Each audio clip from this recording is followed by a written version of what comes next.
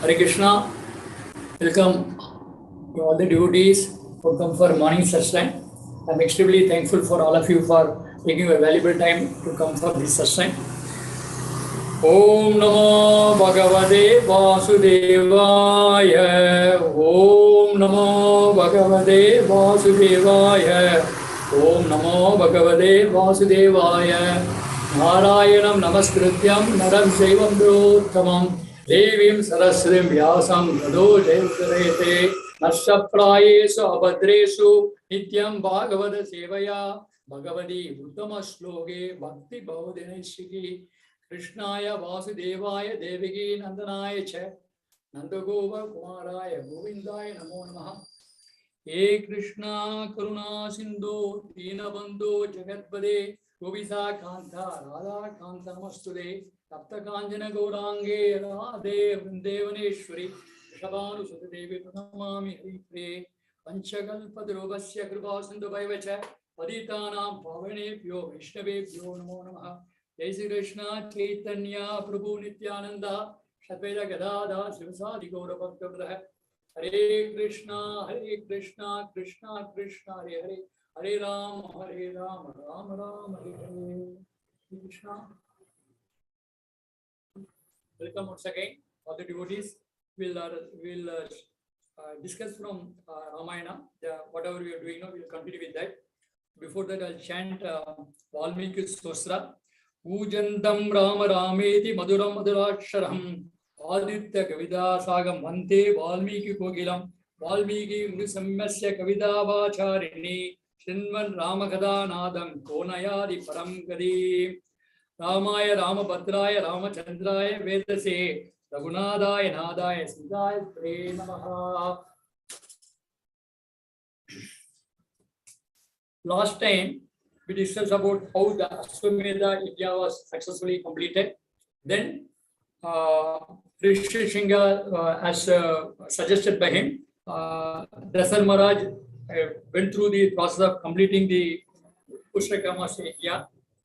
At last, he was successful, and whatever he was, that ghee offering was pouring in this, it reached the demigods. Then actually, it is stated that demigods from the heavenly planets, they descended to to receive the share of the offering. That was the power of Ashwamedha Yajna, which was conducted by Rishi Singha. So actually, when everything was happening here, actually the demigods were actually disturbed. They were went to Brahma and complained this Ravana is getting more power, and you have to do something about him to stop his this one, all his atrocities. Like that they were this one. And in this connection, and we really want to know who is Ravana, what is background, that is better for us to understand, so that why that the Lord has descended to kill Ravana, we'll understand. Ravana actually his mother name is Kaikasi and father name is Visrasavas. His father is a Brahmana. Kaikasi is a come from the daughter of a Rakshasa. Is a Rakshasa. His father name, her father name was Sumali. Sumali actually, he want to actually the Sumali desire was he wants to give his daughter in marriage to a Brahmana, so that the son who is born out of his daughter will have the potency of the Brahmana's purity and also power of Rakshasa, so that he will be able to. He will not be defeated by the demigod. That was the intention on which he somehow chose Ravana.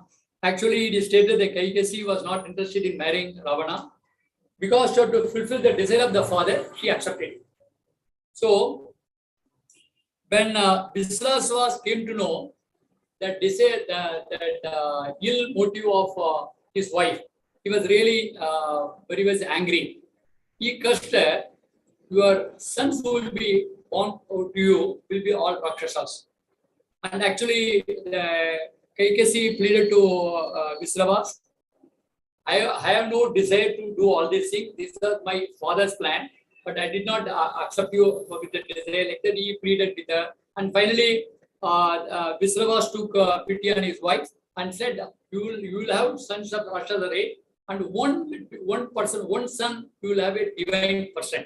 Like that, he blessed her, so that the Kaikasi was, some extent, she was satisfied. Actually, when we actually the Visravas also had another wife through her, that one son was born. His name was Queer. He's the king of the treasure of the demigods actually.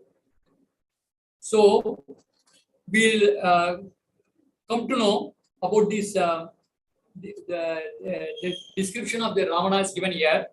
Ravana, from the beginning of his birth, he had yeah, he had a desire to what is called now take revenge on others and be cruel to others, harsh with the word. That was his desire. But he was also proud actually.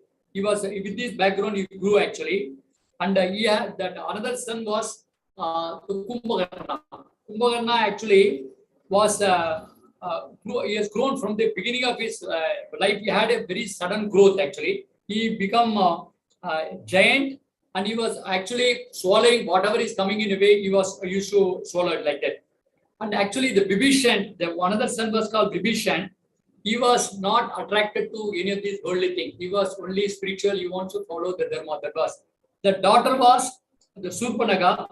She was deformed, and actually she also get a this sort of from the benediction of Brahma. She got a bone. She can change the form. So it is stated here uh, how that is, how that this one was formed. Langa was formed. Actually, the Vishwakarma designed that the Lanka in such a way the demigods will have like a paradise for the demigods. Whenever they want to have some kind of a recreation, they will come to Lanka and enjoy. That was in which the Vishwakarmas designed this Lanka city. So how the Lanka city was formed, we'll come to know now. Actually, there was one Gandharvas were having discussion among themselves. Who is powerful? Whether Vasuki is powerful or Vayu is powerful. When they're having a discussion, Vayu overheard this discussion. So he came to the particular challenge with Vasuki, and I am prepared to challenge you. Let us go for a toss. Let us go and have. What they decided to that competition is like that. Vasuki will coil around the main Mount Meru 3 times, and Vayu has to see that you should be the Vayu has to throw in such a way, blow the lot of wind, heavy wind. In such a way, Vasuki should loosen our the grip on the mountain, and then she will be defeated. That it is stated here. The Vasuki tightened this Mount Meru in such a way very tightly, so that you could not breathe also. At the same time, the Vayu blew such a heavy wind. So he was being disturbed by the grip of this Vasuki and the wind of the Vayu. Actually, he was having a lot of pain. And actually, it is stated here, they did not take permission before the contest whether Meru has agreed to be a testing ground. So then Meru actually went to Brahma, complained, these people are harassing me, like they kind to do that. Then Brahma came in the picture. Brahma came to both the Vasuki and Vayu. There is no point in showing your competitive spirit or your supremacy. Because you have to work in such a way, you have to cooperate each other.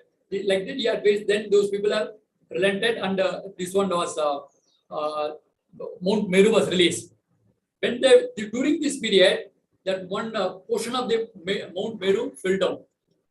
That has become a Trikuta. That became a mountain there on which this Sri Lanka was built. Trikuta mountain was there. So now we understand how this the rivalry between these two wives of Visravas ended in a disruption. We'll come to know here. Actually, Kaikasi, even though she engaged her sons to practice spirituality for wrong purpose, her purpose was if they become very powerful, they can do a challenge to the Kuvera. She was very much what is called greedy with these opulence of the Kuvera, and he used to always tell the children all all bad things about this stepmother. With the result, they from the beginning only they got this the inferiority complex, and that want to do some challenge to Kuvera. That was the mentality they were grown.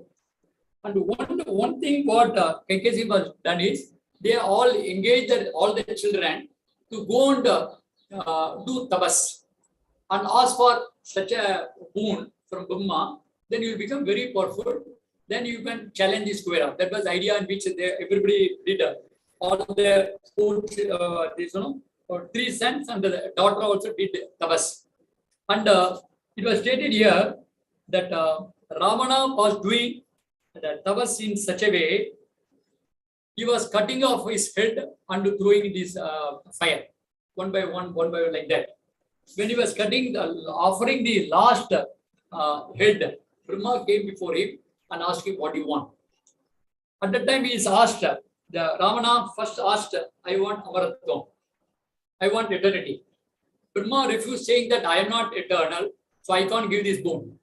Then indirectly Ravana used all his intelligence to ask the boon in such a way he cannot be killed by any demigods, sages, Gandharvas, Kinnaras, Rakshasas, and Nagas. That he asked all these benediction. So almost he got like that eternity. So he cannot be killed so easily. So then in this particular thing, the demigods were, when the Brahma gave this kind of benediction Ravanas, actually the demigods were not happy actually. Demigods are thinking, and actually he has, instead of supporting demigod, actually he has given the entire things to Ravana. So where they will escape? They were so much worried, they went to Brahma for a consultation. Brahma said, I have not done anything to Ravana. Ravana himself, because of his wordless arrogance and pride, he did not ask for there is some loophole in his, benediction what I given to them, like that, they pacified. Then Brahma was explained to him, Ravana did not ask him. He cannot be killed by human being and monkeys. He did not ask him. Why did he not ask? Ravan did not ask us. He was under the impression that these humans are mortals. They are not having eternity. I can easily subdue them. Monkeys are insignificant. So that's why he did not include. So Brahma told him, these are the things which are given a loophole in his benediction. So he said, you have to, then I will tell you what appropriately what to do. So then the Brahma also, then he has come, when the Ravana is the benediction is over, then Kumbharna benediction came. The Kumbharna is almost completed this sacrifice, and Brahma was supposed to offer benediction there. At that time, Brahma told Saraswati, you kindly do something to Kumbharna in such a way. He did not ask a benediction like Ravana.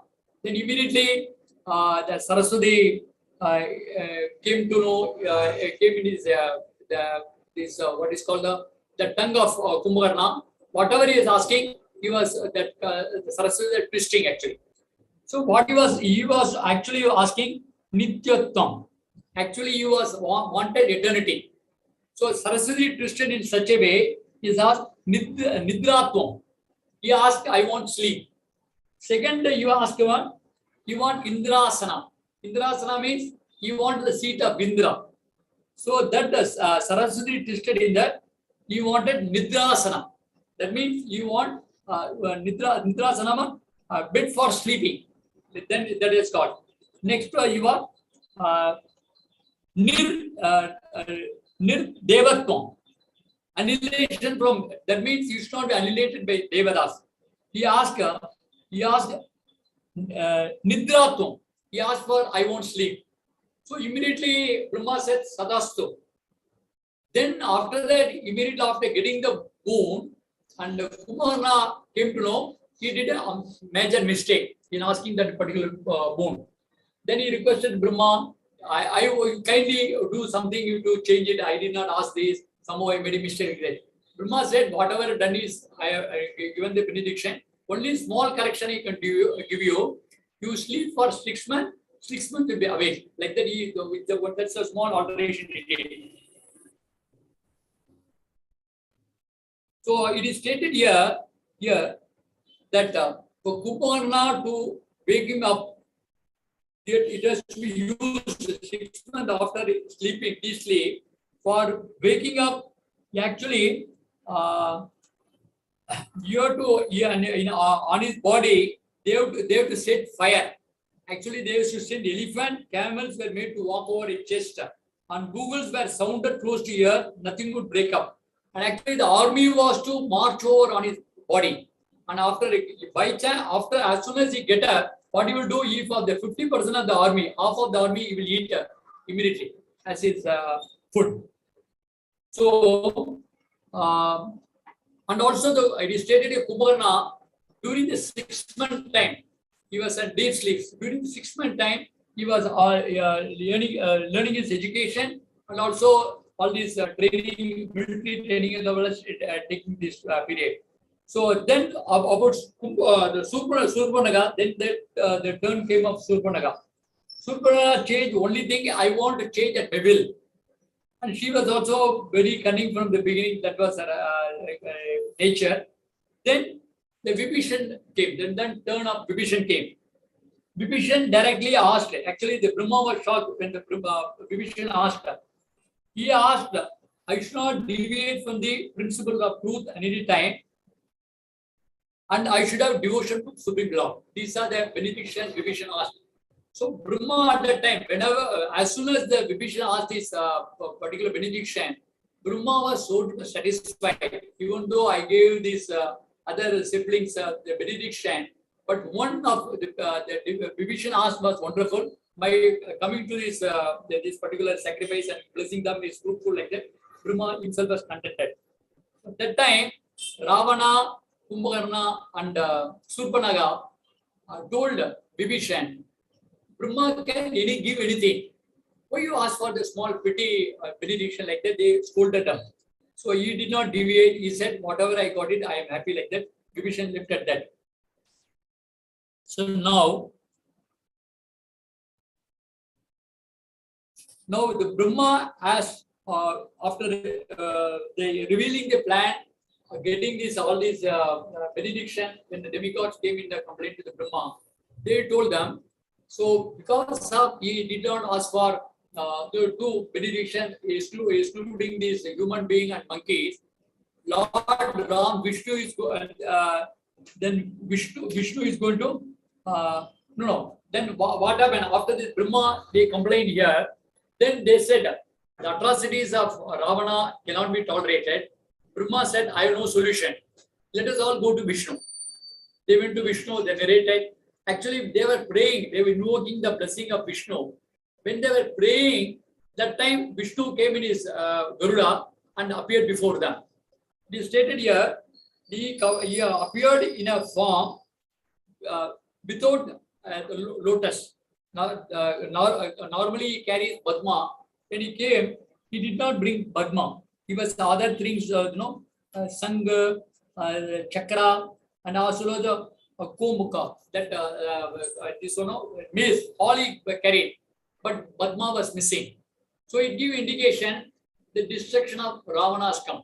Indirectly, that Vishnu told the indirection of there. After that, this particular after seeing this, the Vishnu blessed them and went away.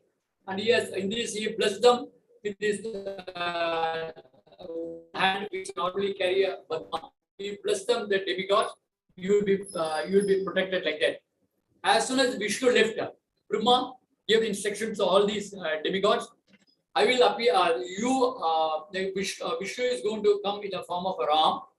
He is going to come immediately after the Putragama Shagam. This one is going to appear in the sacrifice. After that, Dasara Maharaj is going to become a father of Lord Ram.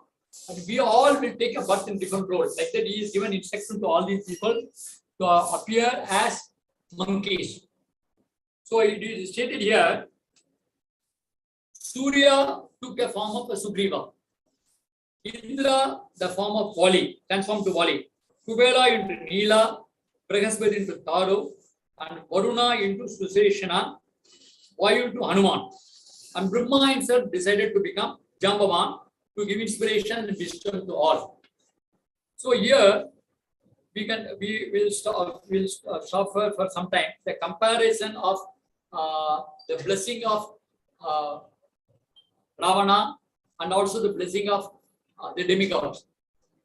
Actually, the Brahma, in order to Brahma to appear before Ravana, he did a lot of tabas. He has to cut his head or put it in the fire and all. Because his intention was, he was interested in selfishness. He did something for them. But here in this particular thing, when actually the demigods were praying along with Brahma to invoke his blessing, instead of, before they started their prayers only, the Vishnu came there. That is stated here, when you are obedient servant of the Lord knows your need, but what is your, what are the struggles that are going through that, Lord knows. That's why Vishnu came on his own before they complete the prayer. That's the difference here. And here we'll see one of the two lessons we'll learn before going further. The meaning of Kumbha is, the Kumbha is like a pot. Karna means got a big ear. So even though he got a big ear, the body is very, very huge. You could hear, you can understand the wisdom, but he did not, that actually whatever he is hearing, all the bad things which he was hearing from the mother, his entire heart has become like a garbage. If nothing was there, the good thing was entering his ear. He could not. And another thing is, Kumbhakarna was dull-headed. He could not discriminate. He was just whatever mother was telling, he was directly putting in his heart. So it was that will become a garbage ground actually. And the Vibhishan is, the word Vibhishan means, Ravana means a person who makes others to correct. That's in short the meaning of word Ravana. Kumarna is a person who sleep. He actually is interested in ignorance, and also he was Tamboguna. The word Vibhishan means fearful. What is he fearful for? He is always fearful whether he will follow the Dharma or not. He was fearful. You should not deviate from whatever is sanctioned in the scriptures. That's what he said. Then the mention of the Surpa Naga. Naga means nail. Surpa means sharp. He was like a windowing fan. Very big nail, and looking very, very ferocious. And he was, another meaning what is given is adamant. She will not listen to anybody. Whatever she want to achieve. That's her. It shows that arrogant and this one adamant. Both the qualities she exhibited actually. So here the Vasuki, when we are talking about this Vasuki is such a powerful person. She was used as a rope turning the milk ocean. When the Mandara mountain was churned, she was used. And also she was used during the incarnation of Kurma to tie with this head of this gigantic snake, could coil around the mountain. At the end of the body, held the demigods and the demigods. The Vasuki pulled to and fro the ocean, ended in the church. That was pulled. She was such a massive snake. Even when the during this Matsya Avatar,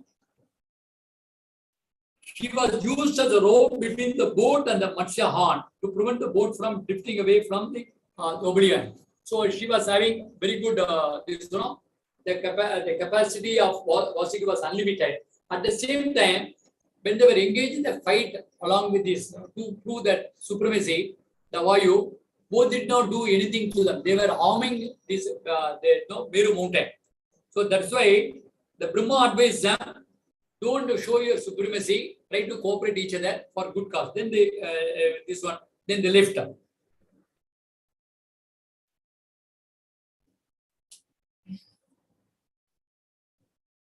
So it is the Brahma's advice is, instead of showing your one-manship who is superior, it is better to combine strength to enhance the individual capacity. That is another lesson we learned. So even though the divine knowledge that Kaikasi has introduced for them to go for all the children, but what is the use? In use, that is very important. Getting the divine power is important one day, and what you are going to do with the divine power, that is very important.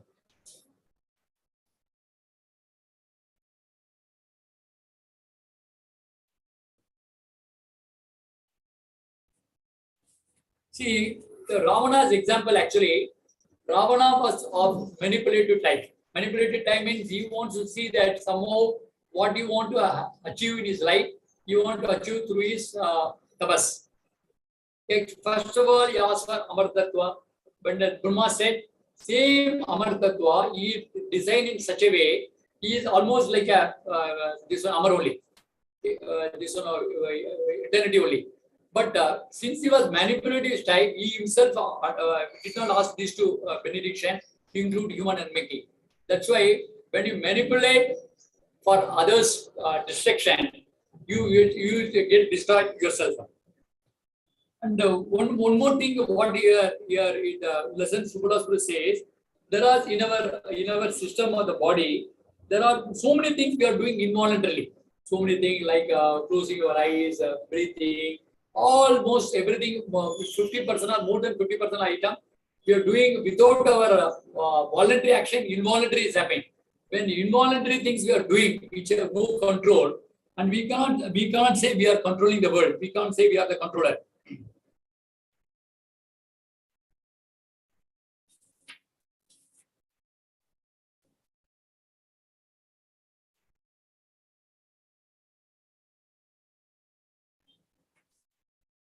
So now after these lessons, we have learned some lessons now. And here, one important lesson is learned from the Brahma's advice. Is very, very important. Subhalas writes here, Brahma asked all the demigods to become a monkey. So when the demigods, such a powerful fellow, they are the universal controller. When we are seeing how they are transferring. Surya is become a Sugriva, and Indra has become Bali, Kuvera has become Nila, Brahaspati has become Taru, Varuna has become Susena, Vayu to Hanuman, so on. Brahma himself became Jambavan. So what is this all indicates? It all indicates you are cooperate with the Lord in whatever way. Whatever that is more important than your individuality. They did not have any kind of ego that how you can become a monkey and how the Brahma can become a bear. They did not ask. In order to serve the Lord, you should be in a humble position, take any position. It is not your and it is stated here. It is not what service you are doing is not important. How you are doing is important. It may be insignificant. It may be significant. That doesn't matter. But you are able to become humble and be a part of part of a Lord's mission. That's very important actually.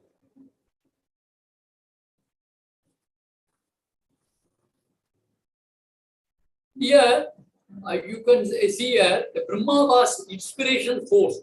He was inspiring everybody. The role of a leader to inspire everybody. And instead of if you are doing the delegation. Brahma delegated all the authority in such a way that he became only inspiration. Jambavan did not do much work, but he inspired everybody. Inspiration role is a role of a leader. Now let us go to the spot after everything is completed and Dasaratha completed his Putra Kamashi Yajna. From the fire, after he poured that Risheshinga poured the last oblation in the fire, immediately after he is completed, he was waiting for the Putra this one Yajna.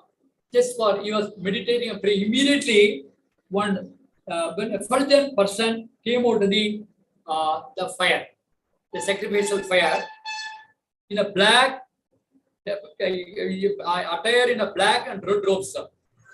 He was like a tall, like a mountain. He was a tall, like a mountain. He was holding a golden vessel tightly to his chest with a silver lid. And he came before he appeared before the sacrificial fire. He introduced himself. He is a Prajapati, and he has your entered Putragamasha is successful. The demigods are pleased, and as a token of acceptance of this, I am giving this particular nectar for distributing among your principal queens. He handed over to the Dasaratha Maharaj. Dasaratha Maharaj immediately runs towards his three queens, Kausalya, Sumatra, and Kaikeyi. First, the Dasaratha become so so happy. He was feeling as if somebody who lost the entire money has regained the money. Like that, he was describing so much happiness he was there. And what he did know, you took this the pot, and the first half of 50% of that was given to Kausalya. When that poison was given to Kausalya, Kausalya was meditating. Immediately he ate it. That's why. And while eating it, she was praying. He prayed, I want somebody like a powerful supreme personality to appear in my womb. Like that, she was praying. And also, she also prayed that my son to become a king of the world. He should be not only the king of Ayodhya, he should be king of the world. And then what he did in the next half, he has given to the Sumatra. Next one is given to the Sumatra. And also, Kausalya is also called Hiri Leka. Hiri Leka means he is possessed the spread divine virtues. The another name of Kausalya is Hiri Leka. And when Sumatra, another name is Sri Leka. Sri Leka means she was endowed with opulence. He was endowed with opulence, sharing that joy with others. That was her mood. After receiving this, the next portion, after the half of what was remaining to Queen Sumatra, he did not take it. He was holding it in her hand. She was offering a prayerful mood and just praying to the Lord. And then what happened? Dasaratha divided what is remaining, the balance in the pot. He divided into half and gave to Kaikeyi, the third wife. And she is called Kirti Lega. She was endowed with glory and fame. Actually, Kaikeyi, as soon as she got a share of poison, she prayed, my son should have a glorious son. Actually, immediately he took. And what was remaining in the pot, again she gave to Sumatra. So now we see how the children are born. Actually, the last portion of the desert was given to Sumatra. Sumatra will consume while she is taking it poison. She was praying, I should have a child who should be the servant of Supreme Personality Godhead, and you should have the cooperation attitude. That is why Sumatra got two sons. One son was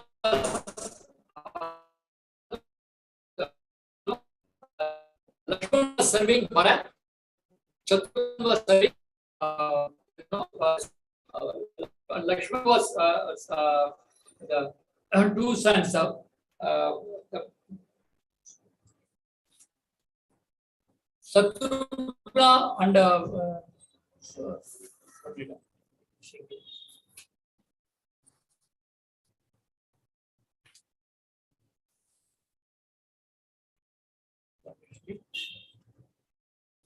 Master.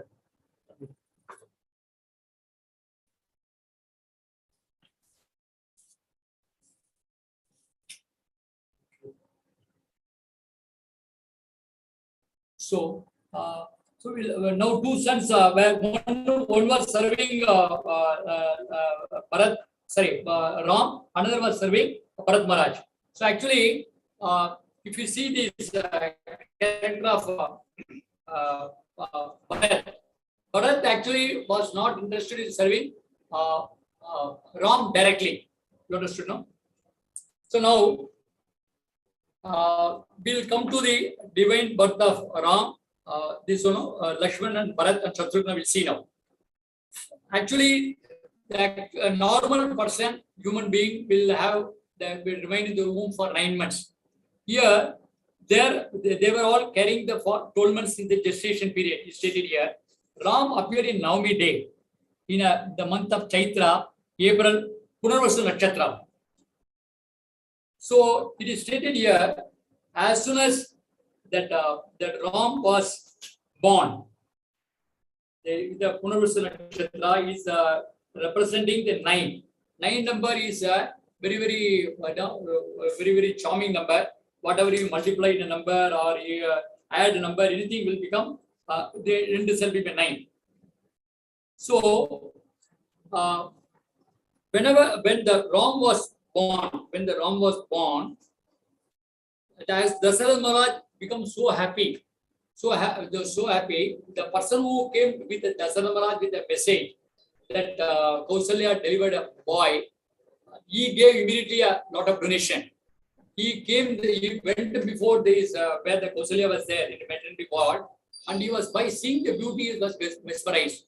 And he could not turn, he gave so much of the charity, declaration of many things, all these things, very benevolent things, Dasarath Maharaj announced by just looking at Lord Ram. So it is stated here, when Sumitra and Kaikeyi came closer to Ram, they stated when Kausalya was carrying with the pregnancy, when when Lord Ram was born, and at the time the Sumitra and Kaikeyi were still having the children in the womb. The child in the womb of Sumitra and Kaikeyi used to go in such a way, it want to embrace Lord Ram. That was that feeling they were having. So from the beginning, only Ram got attracted to all these mothers as well as entire the Ayodhya Vasis, and the happiness he got. The description is given here that Dasarath so much overwhelmed as happy, as if the calf want to go and have the milk from the cow, and that as the person who was lost his wealth has got back. That husband who was returned from the tour has come back. The wife is feeling that kind of feeling he was having, and all these what is called auspicious things were visible in this kingdom, and he was also exhibiting very different emotions. He was exhibiting, Dasarath Maharaj. Now we'll see this the coding of this one. Then we'll come to that. Then Bharat was this one. After Bharat, Lakshman and Shatrugna was born. These are the order in which they taken this poison. All the children, all the mothers gave the children birth to the children. And Dasarath Maharaj was very, very happy. And now, born of, we'll also see the decoding of the different names. Vasishtha named first the child as Ram. Actually, then he was name giving ceremony was there. Vasishtha was thinking what to do, what the name to give. He was just contemplating.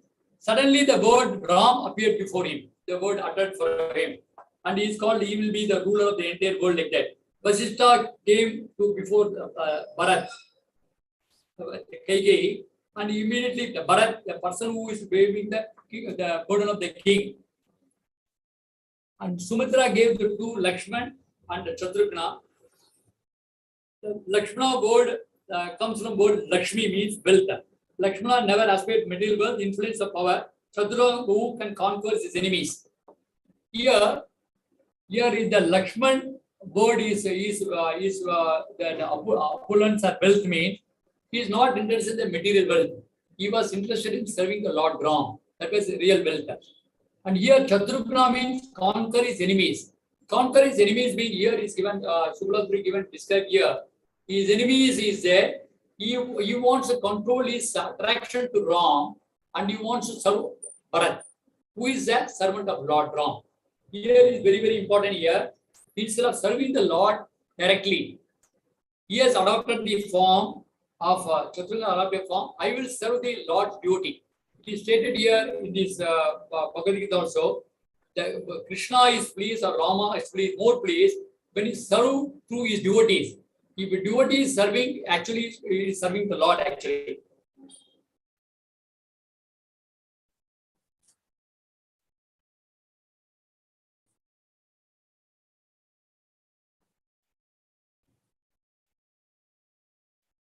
So if we see the Bharat, actually if we see the story of Bharat, from at the time of marriage of Kaikeyi, the Kaikeyi's father took a oath from Dasar Maharaj. Kaikeyi's sons will become the king. So Bharat Maharaj knows that I am actually, my father will make me a king. That is why he stated that Bharat did not stay in the Ayodhya. He always stayed in Kaikeyi Desh.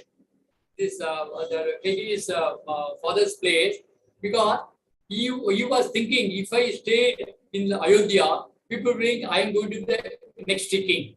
So he doesn't want to give that trouble to Ram or any confusion in Ayodhya about who is going to be incarnate as a king after Dasarath.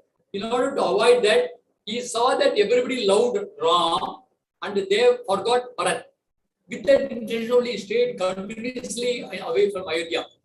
You see, the Bharat is, even though there are something, one is called Vapi, another is there are two. One is you want to be Vapu. Vapu means one is close to, always staying with is close to Ram, like Lakshmani was serving. And Vani means he was following the instructions of Ram. Even though Bharat did not want to become a king.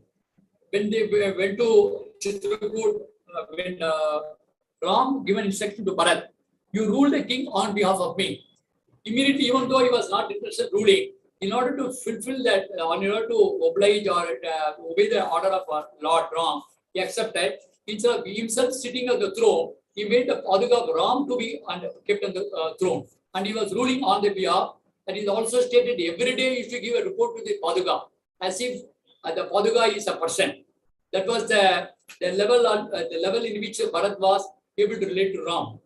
So there are many discussions in this Ramayana. As we go further, we'll see how when Bharat returned from his kingdom after all these episode, incarnation was stopped and all, he meets his mother and questions why, what happened to my father, where is my brother, all these things asking. There he is giving many reasons why and why you are loving Lord Ram so much.